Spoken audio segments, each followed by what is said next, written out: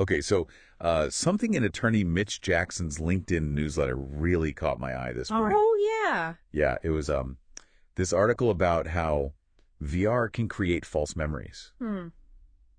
It's not just fun and games anymore, you know. This stuff is getting seriously mind-bending. Yeah, I can see that. We're going to do a deep dive into how VR is blurring the lines between reality and our own memories. Right. And how it's impacting businesses and even the legal system. It's amazing how far VR has come, right? It's gone from these clunky headsets to these experiences that feel incredibly real. Yeah. And the implications are huge. Absolutely. What's really fascinating is that researchers at Cambridge found that VR can create memories that are just as vivid and detailed as memories from real life. So think about that for a second. Yeah. Our brains are basically being tricked into believing something that never happened. It is kind of unsettling when you think about it that way. Yeah. What I thought was really interesting was the article's point about how businesses are already using this. Like, imagine employee training programs where you're not just reading a manual, but you're actually experiencing like a high-pressure sales pitch in VR. Yeah. The article said the lessons would stick with you For sure. in a way that traditional training just can't match. Exactly. And it's not just training either. Right. Imagine trying out a new car. Oh, wow. Or even a vacation destination in VR. You know, like feeling the wind in your hair as you're virtually cruising down the Pacific Coast Highway. Yeah. Or walking through a bustling marketplace in Marrakech. That's pretty cool.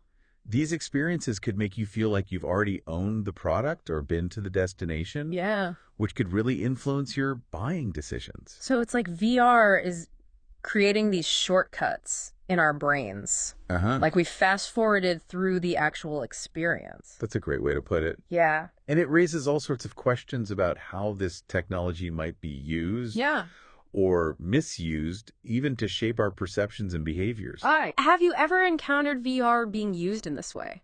Now that you mention it, I did try out a VR headset at a tech conference recently. Oh, yeah. Yeah, and they were showcasing this new travel app. And it felt so real. The sights, the sounds, even the feeling of the sun on my skin. Wow. Looking back, it's crazy to think that my brain created a memory based on something that was completely fabricated. That's exactly the point. The lines are getting blurred. Yeah. And this has implications far beyond marketing and consumer behavior. Okay. This article also talks about how VR is being used in the courtroom. Now that's where it gets really interesting. Right. A little bit unnerving. Yeah. The article mentioned a judge in Florida who used VR in a stand your ground hearing. They let the jury virtually experience the defendant's perspective of the altercation. It's a powerful tool. Yeah. Jurors could potentially walk through a crime scene in VR, experiencing it from different angles and perspectives. But this raises a lot of legal and ethical questions. Like, how do we ensure that these VR recreations are accurate and unbiased? And how do we know these virtual experiences aren't messing with people's memories of what really happened? It's like we're entering this uncharted territory where the line between real and virtual is getting really hazy. That's exactly it. And that's something we're going to explore more as we continue this deep dive. Okay. This technology could revolutionize our world. Right. But it also comes with serious risks that we need to think about carefully. For sure. So as we were saying, the fact that VR can create these experiences that are so real. Yeah. So real they can actually create false memories. Right. That has some pretty big implications for the legal system. It's really mind-boggling. I mean, we've all heard stories about how eyewitness accounts can be unreliable. Right. But now we're talking about technology that could basically create entire memories. Yeah. How can the legal system even deal with that? It's a huge challenge. Yeah. One thing the article brought up was this concern that VR could be used to manipulate witnesses. Like, imagine a witness who isn't sure about certain details of a crime. If they then experience a VR simulation that kind of fills in those blanks, their memory could be permanently changed.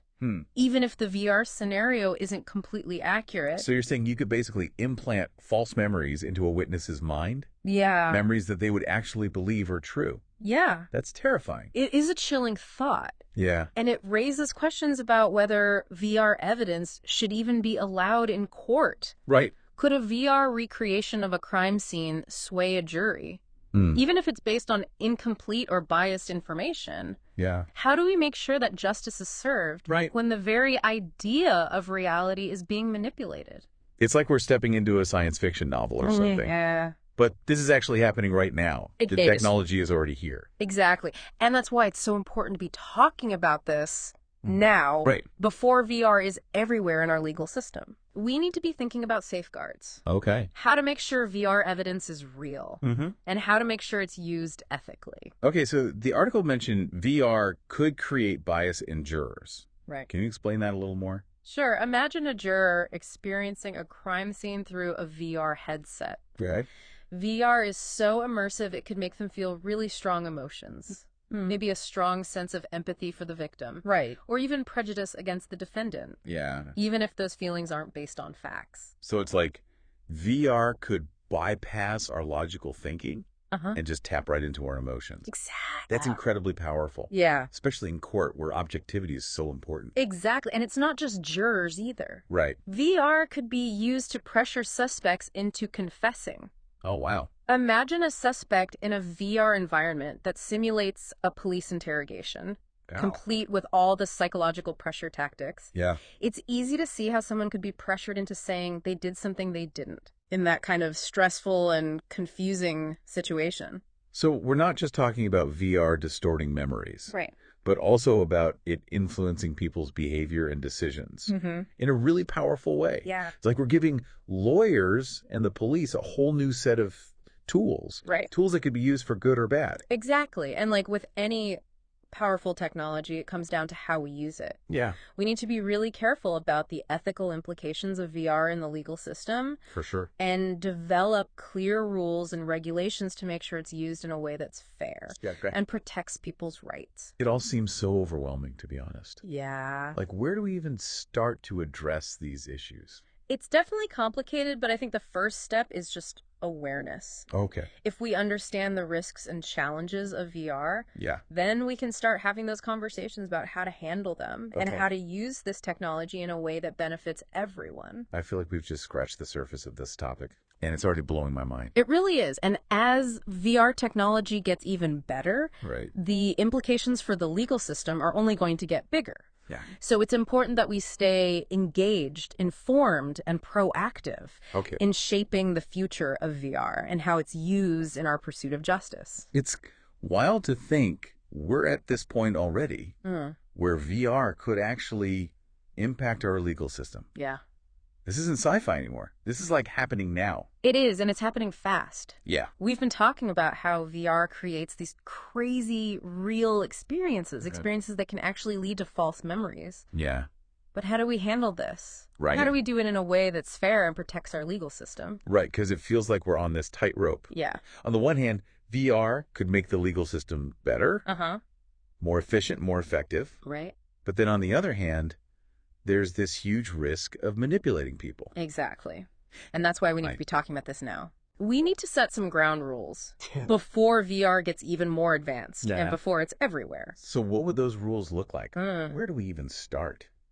Well, first we need to figure out how to be sure VR evidence is real. Okay. How do we know a VR crime scene is actually accurate? How do we know nobody messed with it? Right. How do we track who's had access to it? Okay. Yeah, that makes sense. It's like you wouldn't just take some blurry photo right. or a bad audio recording as proof in court. Yeah. You'd want to know where it came from, who had it, right. and if anyone changed it. Yeah. We need the same standards for VR evidence. Okay. We need ways to analyze VR content to make sure it's really what happened. Okay, what about jurors? Yeah. What about VR influencing how they see things and make decisions? That's a tough one. Yeah. One idea is to have rules for how VR is shown in court. Okay. Like maybe a neutral person should create the VR simulation, not the lawyers on either side. Right. And it's super important that jurors understand that VR evidence isn't perfect and that it can be biased. So like we need a whole new set of rules. Yeah. Just for VR. It kind of is the Wild West right now. Yeah. But I think lawyers are starting to see how important this is. Right. They're talking about the ethics of using VR in court. Okay, good. And I think we'll start to see some actual rules and regulations soon. So where does this leave us? What should our listeners take away from all this? I think the biggest thing is to be aware.